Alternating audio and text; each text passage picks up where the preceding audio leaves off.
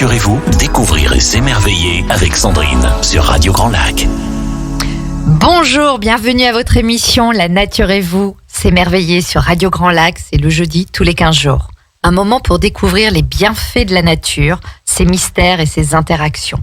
Depuis la nuit des temps, la nature nous inspire et nous émerveille. Comment sommes-nous en interaction avec le vivant autour de nous ? Pour cela, je reçois des invités chaque semaine, tous les 15 jours, pardon. Et aujourd'hui, c'est Lorenza Garcia. Lorenza, bonjour. Bonjour Sandrine, bonjour.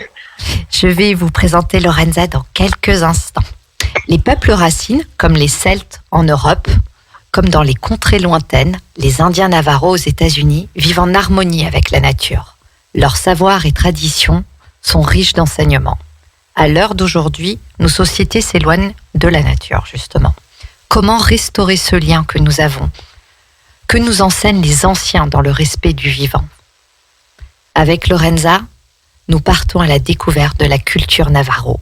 Lorenza, vous êtes réalisatrice de films, dont le dernier, Le chant qui guérit la terre, musicienne et fondatrice de Navajo France en 2005. En 1996, à Paris, vous faites une rencontre décisive pour le reste de votre vie, la rencontre de la délégation des Indiens Navajo et les dîners, comme on dit en langue Navajo.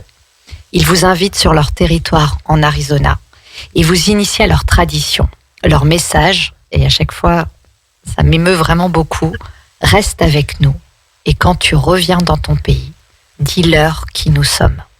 Depuis, vous transmettez leur perception du lien avec la nature, leur philosophie, qui est la voix du Ozo, qui veut dire beauté en Navajo.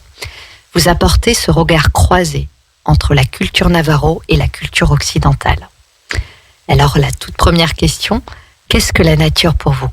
Comment la définiriez-vous ? Qu'est-ce qu'elle englobe ? Merci Sandrine pour cette belle présentation. Alors pour moi, il y a en fait, le mot nature me ramène à deux choses. Évidemment, il y a la nature qui est la nature du vivant et qui rassemble tous les règnes. Donc il y a la nature, les arbres, les pierres, le vent, le ciel, la terre, la mer. Voilà, il y a là, ça c'est pour moi, c'est la nature, hein, la première nature, la toute première existence même, quoi, de ce qui est sur cette belle planète. Quand on vient au monde, on découvre la nature. Et ensuite, il y a la nature humaine. Et donc, la nature humaine est pour moi très complexe. Elle est devenue beaucoup plus facile à comprendre lorsque j'ai rencontré le peuple Navajo en 1996 au parc de la Villette. Pourquoi elle a été plus facile pour moi à comprendre ? Parce que le lien qu'ils ont avec la nature, donc la première nature, c'est-à-dire les montagnes, la terre-mer, hein, qu'ils considèrent comme un être vivant, est quelque chose qui englobe une vision, une cosmogonie qui inclut le tout. Et donc aujourd'hui, il y a des légendes, hein, vous parliez du film Le chant qui guérit la terre. J'ai commencé à mettre au début du film une légende Navajo qui dit que la légende Navajo raconte que des êtres sacrés ont créé les dîners, donc les Navajo, le peuple à la surface de la terre, pour qu'ils vivent en harmonie et en paix, c'est-à-dire ensemble, en harmonie, en paix. Mais des monstres sacrés sont arrivés sur leur territoire et commencèrent à détruire les troupeaux, les peuples, les cultures. C'est marrant, il y a une ambulance qui arrive là, à ce moment-là. Des tornades, d'incendies et des tremblements de terre. C'est alors que Femme Changeante est une déité Navajo, c'est la déité de la bienveillance et de la fertilité, de la fécondité des dîners, mis au monde des jumeaux dotés de pouvoirs surnaturels. Et donc, après un grand combat, les monstres furent vaincus par les jumeaux. Et tant que les peuples Navajo préserveraient le chant, eh bien, la beauté, le Ozo dont vous parlez, permettrait aux monstres de ne plus revenir. Et Ozo veut dire marcher dans la beauté. Aujourd'hui, pour eux et pour nous tous, en fait, la nature est en danger. Elle est en danger parce qu'on parle du réchauffement climatique, on parle de la manière avec laquelle nous, en tant que peuples occidentaux, on est contraint, forcé à comprendre qu'on nous a éduqués pour dompter, pour la terre-mère, en fait, pour la rendre à une image qui est la nôtre, et qui n'est pas celle des peuples racines, essentiellement les peuples navarros. Mais ce qui est intéressant, c'est que pour eux, qui ont vécu donc un génocide qu'on connaît tous, les Navarros ont été les seuls à retourner sur leur territoire d'origine après l'histoire du génocide. Donc on est entre 1864 et 1868. Ils sont à un moment donné contraints, forcés à quitter le territoire et à être traités comme des esclaves. Et un de leurs chefs, mais plusieurs chefs, envoie une information à la communauté qui est loin du territoire d'origine, en disant en fait qu'ils doivent revenir sur leur territoire d'origine. Ils doivent revenir sur leur territoire d'origine parce que c'est là où se trouvent 4 montagnes sacrées. Et que c'est en étant eux-mêmes au milieu des 4 montagnes sacrées qu'ils vont pouvoir continuer à pérenniser la paix, la bienveillance, la beauté. Et donc, les Dinés, les Navarros, sont la seule tribu, le seul peuple des communautés amérindiennes à être retournés sur leur territoire d'origine après l'histoire du génocide des peuples amérindiens. Donc, ils sont un exemple pour moi et pour ce que je comprends de ce qu'est la nature et de ce qu'est la nature de l'homme. C'est-à-dire la possibilité à l'homme d'accompagner des transitions, des moments de difficulté. Et je pense qu'on en vit vraiment une aujourd'hui. On est vraiment en pleine transition. Il y en a qui parlent de changement de monde, de changement de paradigme.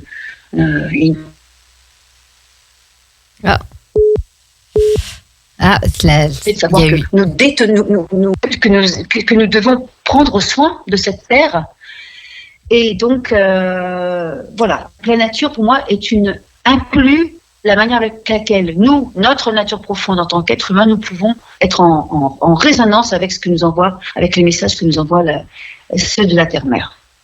Très bien. Oui, non, mais de toute façon, c'est passionnant. Il y a eu une petite coupure, j'en suis désolée. Et pour les Navarros, justement, enfin pour les Dinés, comment vivent-ils leur lien au quotidien à la nature ? Quel est leur rapport, leur lien ? Comment l'entretiennent-ils ? Alors en fait, ils ont, donc je parlais des 4 montagnes sacrées, et ils ont réussi à maintenir donc quelque chose qu'on appelle Ozo, H-O-Z-H-O, qui est une sorte de roue qui inclut la fonction des 4 montagnes sacrées au sein de la communauté même. La montagne sacrée, donc, le territoire navarro fait à peu près 2 fois la Belgique. Il rassemble 3 États, qui est l'Utah, l'Arizona et le Nouveau-Mexique. Et donc, ce territoire est entouré de 4 montagnes sacrées. Il y a le mont Blanca, le mont Taylor, le mont San Francisco Peaks et le mont Hesperus. Or, il se trouve que chaque montagne est reliée à un point cardinal. Donc, le mont Blanca est relié à l'est, le mont Taylor au sud, le mont San Francisco Peaks à l'ouest et le mont Hesperus au nord. Ça veut dire quoi ? Ça veut dire que chaque montagne amène une possibilité à un individu ou à l'ensemble de la communauté de mettre en place des lois, de mettre en place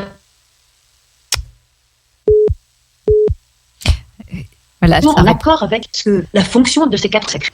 D'accord ?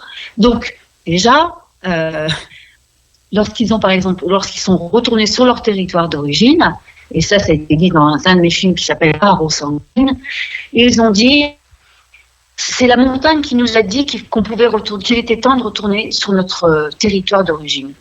Et ils ont dit, peu importe la manière avec laquelle nous avons été traités, nous, peuples, nous retournons sur notre territoire d'origine pour maintenir la paix, le lien d'harmonie entre les hommes, donc les hommes et les femmes bien sûr, et la nature. Lorsqu'ils incluent les hommes et les femmes, ils incluent l'ensemble de l'humanité. Ils ne disent pas les blancs d'un côté, les jaunes, voilà. Il n'y a pas de séparation entre les continents. On sait que de toute façon la Terre on l'appelait Pangée avant, Pangea, donc il n'y avait pas, tous les continents étaient réunis. Donc lorsqu'ils pensent pour eux, ils pensent à toute à tous les peuples, peu importe leurs origines. Donc, aujourd'hui, dans le monde, dans leur constitution, ils sont considérés comme une nation, donc on parle de nation Navarro. Ils ont un gouvernement, donc qui est représenté par un président. Donc ils ont un gouvernement Navarro, un président Navarro. Ils ont comme des espèces un conseil tribal qui pourrait ressembler à une assemblée nationale. Et donc, tous les textes de loi, dans tous leurs textes de loi, est inclus cette histoire-là, c'est-à-dire l'histoire de la cosmogonie des Navarros, donc l'histoire de la fonction des 4 montagnes sacrées. Donc, c'est assez surprenant, en tout cas, moi, ça m'a énormément surpris, que la manière avec laquelle nous pouvions, nous, en tant qu'êtres humains, être en accord avec la nature, c'est de faire en sorte de restaurer les liens, donc l'ordre des choses, plutôt que de créer du désordre. Donc, parce que dans la nature même, tout est ordonné. S'il y a des tempêtes, c'est qu'il n'y a pas de hasard. S'il y a des grands vents, c'est qu'il n'y a pas de hasard. S'il y a des tremblements de terre, c'est qu'il n'y a pas de hasard. Et j'en reviens à cette légende que j'ai énoncée au début de l'émission. On parle ici des monstres sacrés, et les grandes tempêtes et les problèmes climatiques, eux, les considèrent dans leur vision, à travers leur vision, les considèrent comme le retour des monstres. Et il faut pouvoir réinstaurer l'harmonie plutôt que de passer son temps à juger les choses et à fermer les yeux sur les problématiques qui sont aujourd'hui qui interrogent, et qui interrogent aussi sur la manière avec laquelle les nouvelles générations vont pouvoir gérer toutes les problématiques créées par les hommes vis-à-vis de la nature. Et justement, par exemple, quand vous dites les événements qui peuvent se passer au niveau climatique, je prends des exemples d'ouragans, parce que des fois il y en a pas mal aux États-Unis. Comment les voient-ils, justement? Qu'est-ce que ça signifie pour eux, par exemple? Alors, pour eux, ça signifie qu'en fait, il y a une réappropriation du territoire. C'est-à-dire entre le moment où, par rapport au continent américain, mais par rapport aussi à l'ensemble de la planète, c'est-à-dire qu'au moment où les colons sont arrivés, ils se sont appropriés des territoires qui avaient une mémoire, des lieux qui avaient des fonctions. Et donc, pour eux, pour les Navarros, comme pour beaucoup d'autres tribus amérindiennes, ils ont essayé tout le temps, et c'est une vraie lutte, c'est une vraie bagarre, pour qu'ils puissent se réapproprier des territoires, des endroits où, par exemple, les anciens ont été enterrés, et quand, par exemple, un ancien est enterré, il y a tout un rituel, c'est-à-dire que c'est tout un principe de donner-recevoir. Donc, on prend les choses, pour eux, le système majoritaire, ils considèrent qu'on prend les choses et on ne redonne rien en retour. Donc,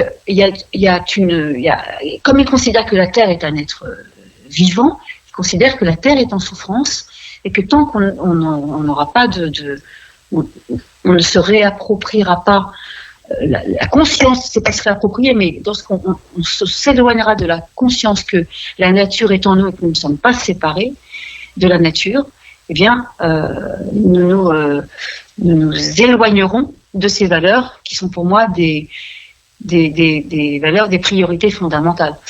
Donc, évidemment, après, ils utilisent des lois, ils essayent de faire en sorte que, là je parle du domaine politique, ils font en sorte que, auprès de la ministre de l'Intérieur, qui est une femme amérindienne Pueblo aux États-Unis, de faire en sorte que des terres puissent être redonnées à ces peuples-là.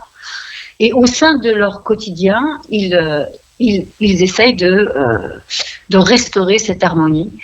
Ils ont été eux-mêmes touchés par l'extraction de l'uranium au moment de la montée de l'industrie, lorsque le monde entier avait besoin d'uranium.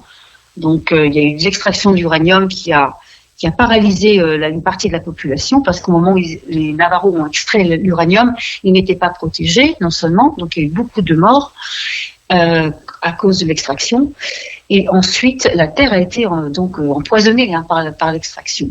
Et donc, au lieu de réouvrir les mines d'uranium, alors qu'à l'époque, le gouvernement recevait des royalties d'extraction de l'uranium, au lieu de dire oui à la sollicitation des sociétés extractrices, qui étaient des sociétés américaines en règle générale, ou même étrangères, ils ont dit on ne réouvrira pas les mines d'uranium parce que ça détruit. Non seulement ça nous détruit, mais ça détruit la terre. Donc, c'est-à-dire qu'ils ne placent pas l'argent comme un principe premier pour gérer cette relation, cette complémentarité qu'il y a entre la présence de l'homme sur Terre. Donc, il faudrait vraiment commencer à prendre des exemples comme ça, parce que l'uranium est une ressource première non renouvelable. D'accord ? C'est-à-dire qu'ils ont la conscience que si on extrait la matière première renouvelable et que jusqu'au bout, eh bien, pour eux, ils considèrent que la Terre manquera de force. C'est-à-dire qu'il se passera d'autres séismes éventuels complémentaires. Donc, voilà. D'accord. Eh bien, écoutez, je vous propose de retrouver Lorenza après cette pause musicale. Et bien sûr, c'est une de ses compositions, Easy Way, de son album Up to You. Plongez dans le grand bain de la vie locale avec Radio Grand Lac sur 92.1. Et voilà, nous nous La nature et vous, découvrir et s'émerveiller avec Sandrine sur Radio Grand Lac. Et voilà, nous nous retrouvons sur l'émission La Nature et vous en direct avec Lorenza Garcia qui, elle, par contre, est à Paris. Donc, elle est fondatrice de Navarro France. Nous continuons sur la culture Navarro, le lien des Navarros justement avec la nature.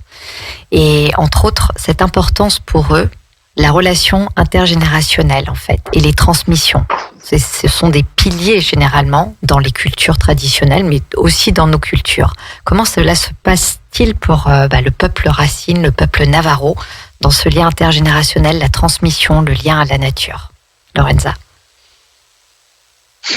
Oui, donc pour ce qui est de la place des anciens, il y a pas donc on est toujours dans cette réalité, c'est-à-dire qu'il n'y a jamais eu de séparation. Tout est cycle, tout est cercle, il n'y a pas de début, il n'y a pas de fin. Et donc, lorsqu'on éduque un enfant, il y a toujours un grand-père ou une grand-mère, je dirais, proche. Et si ça n'est pas la grand-père et la grand-mère biologique, c'est le grand-père ou la grand-mère du clan, parce que eux fonctionnent sur des principes de clan. Un enfant qui vient au monde, il appartient au clan de la mère et ensuite au clan du père. Et donc, si cet enfant, à un moment donné, qui est né en Arizona et qui dépend d'un clan, le clan de l'eau, par exemple, et qu'il est obligé de faire ses études au Nouveau-Mexique, et ben, il sera... Traditionnellement parlant, cet enfant sera accueilli par une famille qui vient du même clan. Et donc, il sera considéré comme l'enfant du clan. Donc, on est en dehors du lien biologique. Ensuite, la conscience, c'est que les membres de la famille, donc du clan, de l'entreprise, de la communauté, de la société, pratiquent ces enseignements qui sont les enseignements OZO, dont je parlais au départ. Et donc, en sachant que Ozo est relié aux 4 montagnes sacrées, on est toujours dans cette pratique de transmission.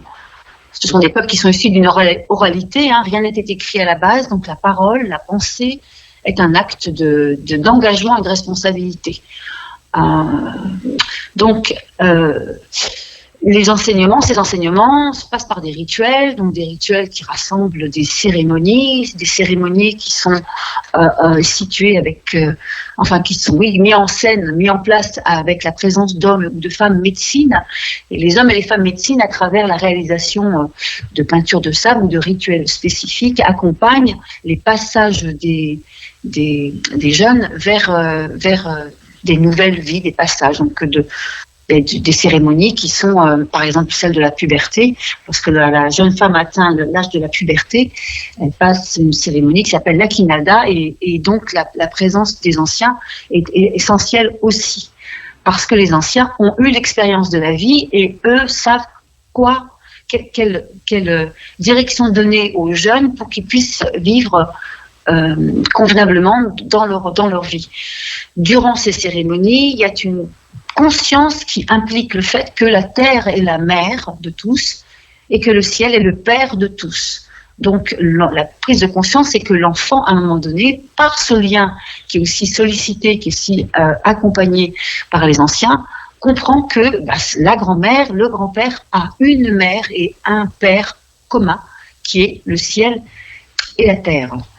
Donc là, ça fait vraiment beaucoup de choses en termes de conscience et de mise en situation par rapport au lien avec le vivant et avec la nature. Ça permet de placer l'enfant, au moment où il va grandir, dans des perceptions qui sont complètement différentes de nos sociétés occidentales, parce qu'on a perdu ça. On l'a perdu définitivement. Et c'est en général la religion qui a pris le dessus. Ils considèrent, donc les anciens disent que la maison, nous sommes notre propre maison, et que la nature est la maison de tous. Donc ils enseignent en fait que ce que nous sommes à l'extérieur est ce que nous sommes à l'intérieur. Donc l'idée de 4 montagnes sacrées représente dans la symbolique pour eux une structure octogonale, à Hogan, qui est une H-O-G-A-N, qui est symbolisée encore aujourd'hui par une structure architecturale, Hogan, et c'est là où se passent en général les cérémonies. Donc c'est une structure octogonale qui est confectionnée avec du bois et de la terre, avec une ouverture vers l'est. Et pour en revenir à la fonction de l'est est relié à une montagne sacrée et est symbole de renouveau. Donc il n'y a aucun enseignement, je dirais, qui n'ait été... tous les enseignements qui sont donnés aux nouvelles générations ont été transmis de génération en génération. Donc la notion de veiller, la notion de partage, la notion de passer du temps avec les anciens est essentielle. Et ils le font vraiment. C'est-à-dire qu'à un moment donné, les enfants écoutent la parole des anciens et les anciens ont le devoir transmettre ce qui a été transmis depuis des générations. Il y a aussi au sein même de la communauté Navarro, donc des écoles Navarro, qui ont été longuement, certaines ont été longuement subventionnées par le système gouvernemental fédéral, et d'autres ont été subventionnés plutôt dans un concept relié au concept tribal. Et donc, c'est à peu près à partir des années 60 où ils ont pu se réapproprier la langue maternelle dans les écoles. Et le langage, évidemment, contient donc des enseignements qui sont vécus, qui sont incarnés. Ça n'est pas juste des enseignements qui sont appris par cœur dans un livre, ce qui est complètement différent. C'est-à-dire que quand on reçoit, et moi-même, c'est comme ça que j'ai pu être aussi initiée, lorsque je reçois la parole d'un ancien, que j'ai pris le temps d'entendre les paroles, je comprends que les paroles qu'elle me communique sont des paroles issues d'un vécu, et non d'un concept, ou non d'une perception de ce que ce pourrait être quelque chose qui n'a pas été vécu. Donc tout ce qui est enseigné est incarné et vécu. Et je trouve en tout cas que le temps passé, en tout cas entre les générations, que ce soit entre les anciens et les nouvelles arrivées, est très très importante parce que la notion du temps n'est plus le même. C'est-à-dire que ça n'est plus le temps linéaire qui calcule la relation avec l'autre, mais c'est l'intemporalité qui fédère le lien et qui permet de perdurer les histoires anciennes. Donc c'est très très important. C'est aussi ça qui lie le fait de perdurer les histoires anciennes et la tradition, c'est ça qui lie, c'est comme le liant du vivant en fait, et c'est aussi une façon de restaurer ce lien au vivant. Voilà. Et de le faire perdurer en fait. Voilà. Est-ce que tu as entendu ou tu suggères comme un message par rapport à cette importance de restaurer le lien au vivant plutôt que de se poser en victime de ce qui se passe à l'heure actuelle? Comment voit-il les choses? En fait, on a quelque chose qui est très, très, très, moi qui me plaît beaucoup. Dans une des montagnes sacrées, on a le cadran de l'Ouest.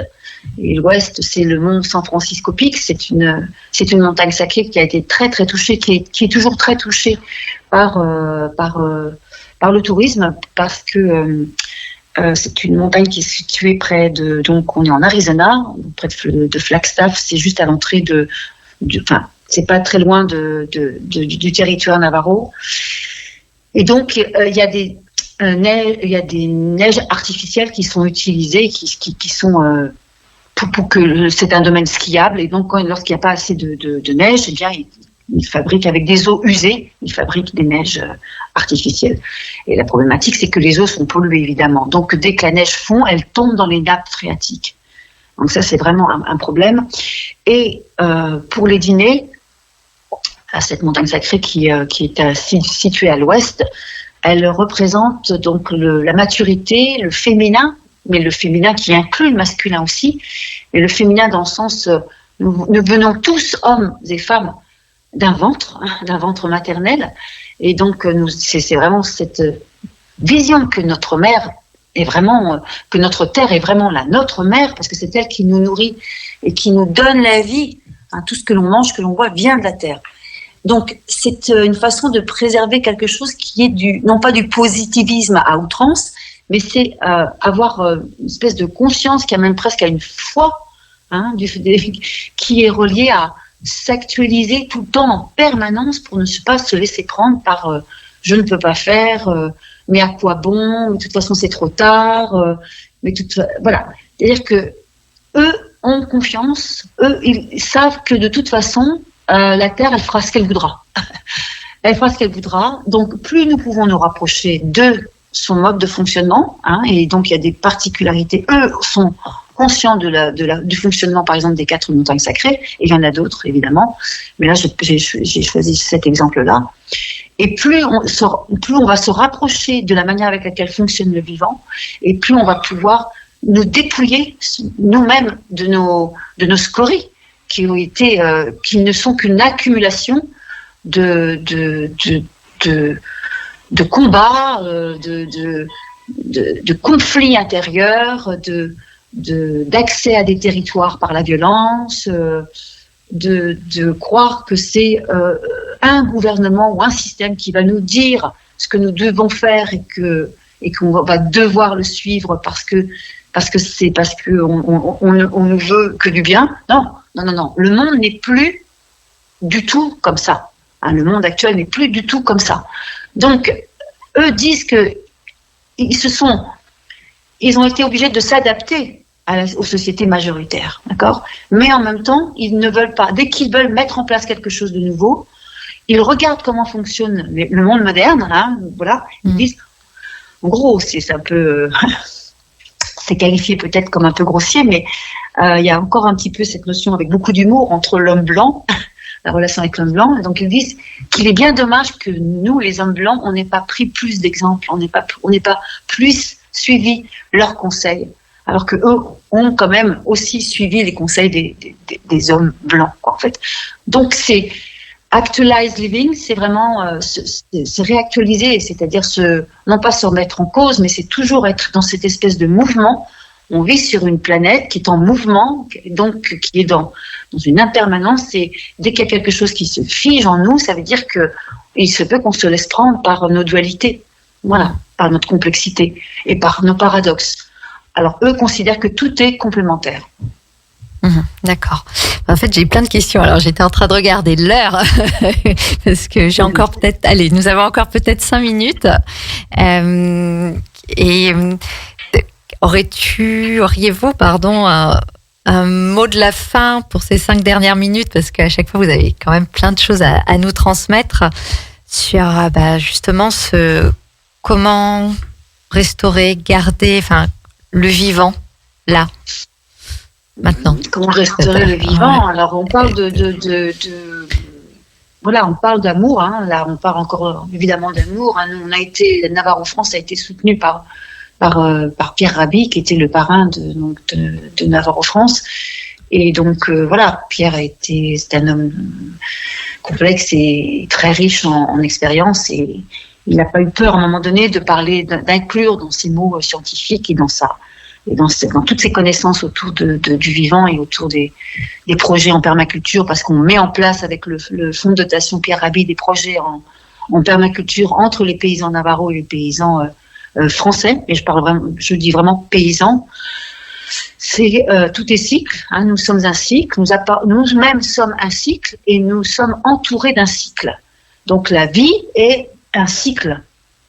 Donc ce qui est important, c'est éveiller les consciences, bien sûr, sur ce précepte de cycle, et que en fait l'économie, c'est-à-dire que tout ce qui va inclure une meilleure gouvernance entre que ce soit dans des petites communautés comme les éco-villages, et il y en a quand même pas mal maintenant en France, hein, un peu partout dans le monde, c'est vraiment prôner pour la bienveillance, hein, c'est prôner pour la convivialité et le respect des autres.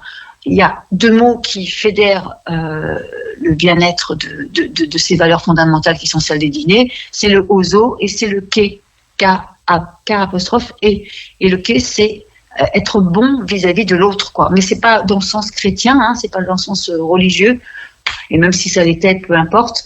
Mais on est au-delà de la religion, hein, c'est-à-dire que nous sommes un seul peuple, hein, comme eux le disent lorsqu'ils prient, hein, dans les cérémonies, parce qu'on parle de sacralité là maintenant, et qu'un homme médecine comme un chef, comme un président, hein, le président Navarro, moi j'en ai rencontré quand j'ai fait des échanges avec le gouvernement Navarro, il y a un moment donné, il rentre dans le Hogan, et puis avec une humilité comme il se doit, et donc il s'en remet à la terre-mère, il s'en remet à la nature.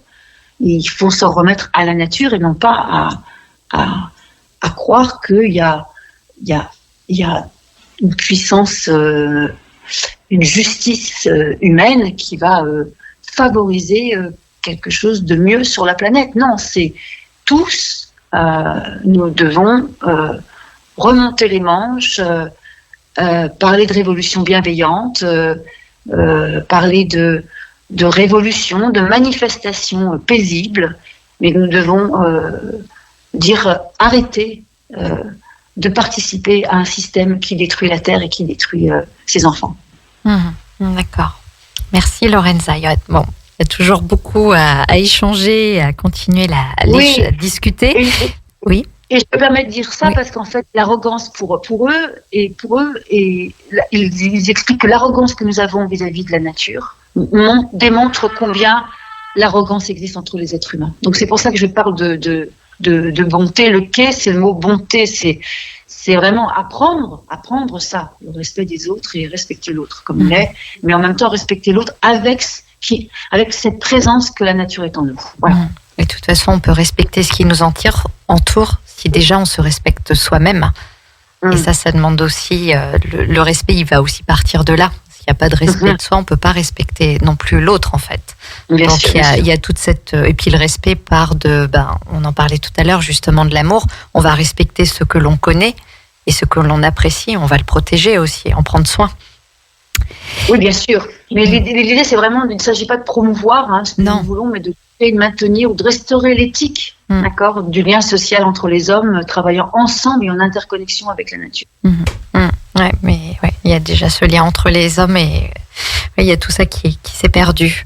Mais par contre, on peut vous retrouver, et ce sera pour le mot de la fin, lors de stages, de concerts. Il y a un spectacle bientôt. Donc, comment peut-on vous joindre? Comment peut-on vous retrouver, Lorenza? Merci beaucoup. Donc, nous avons donc un site qui s'appelle Navarro France. Navarro, Navago, France comme le pays, .com, non, oui, je ne sais plus. Et donc, Navarro France, le site, et donc on a plusieurs activités, dont le spectacle, on va faire un beau spectacle autour du nombril du monde qui s'appelle Sipapou, et donc je repars bientôt aux États-Unis pour me relier donc aux paysans navarros qui viendront en France au printemps 2023 normalement. Voilà. Et donc je mets en place des activités autour de mes ateliers qui s'appellent Ozovi et qui sont des enseignements de cette philosophie qui m'est chère. Voilà. pour en avoir vécu, ça vaut vraiment la peine d'aller découvrir à la fois, c'est un moment où on se relie et on découvre la culture Navarro. C'est un moment où on se relie aussi au son du tambour, au son de la terre et aux peintures de sable, justement.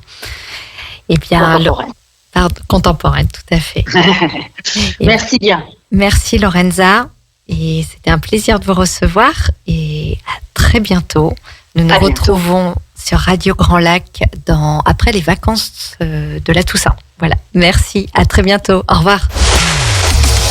Radio Grand Lac.